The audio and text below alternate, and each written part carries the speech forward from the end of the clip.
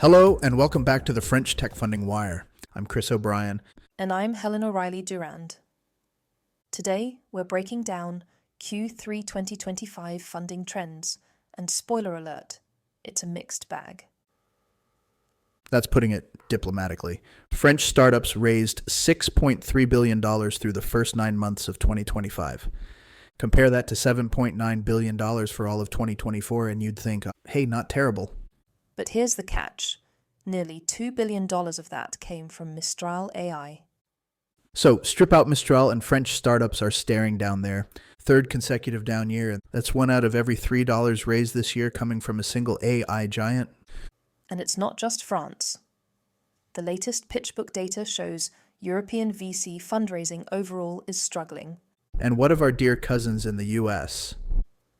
Funding is way up, but deal counts in the US have fallen off a cliff. So recently we've been reading about French founders heading for Silicon Valley shores, but it sounds like unless your name rhymes with Bam Faltman, you might be out of luck.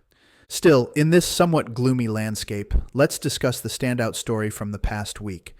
Between September 29th and October 3rd, 19 French tech companies raised 138.5 million euros. The biggest round was Vibe.co, 42 million euros or $50 million. Helen, what can you tell me about Vibe? Vibe is an ad tech company with 2 French founders that is now based in New York City, with the team split between there and Paris. Vibe is essentially building what they call the meta for TV ads. They just hit a $410 million valuation with this round and $100 million in annual recurring revenue in under 2 years. Their goal is to get 1 million advertisers onto TV. Right now, TV advertising is still fragmented and opaque. Vibe is trying to make it as simple as running a meta campaign. So what does Vibe actually do? They've created a platform that lets performance marketers buy streaming TV ads the way they'd buy Facebook or Instagram ads, hyper-targeted, AI-optimized, with real-time measurement. They're working with 500 plus channels and apps, Disney+, Roku, Paramount+, and they've already got 10,000 performance marketers using the platform. That reaches about 120 million households. And here's the kicker. They claim 4 times better performance than traditional TV advertising. The IAB forecasts that CTV ad spend will hit $72 billion by 2025. And streaming has officially outpaced cable and broadcast combined.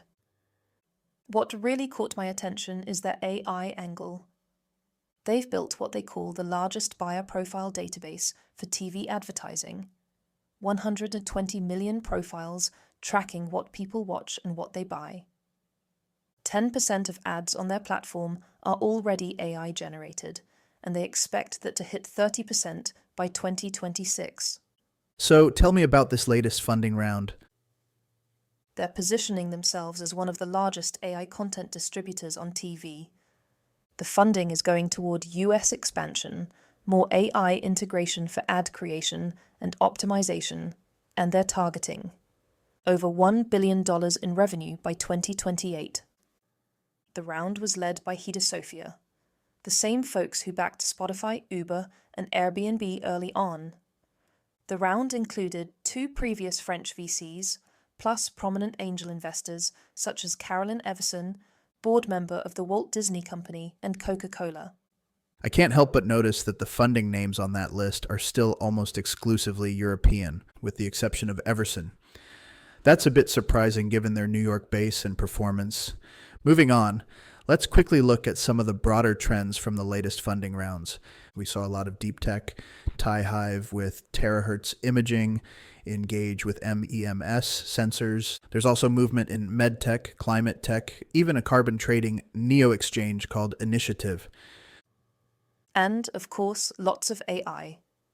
Vibe with AI-generated ads, Edflex with AI-powered corporate learning, and Clarifeye turning expert knowledge into AI agents. Even with overall funding down, companies are getting money to build serious technology with clear use cases. Okay, so if we want to end on an optimistic note, the message is quality over quantity. All right, that's it for this episode of French Tech Funding Wire. See you next week.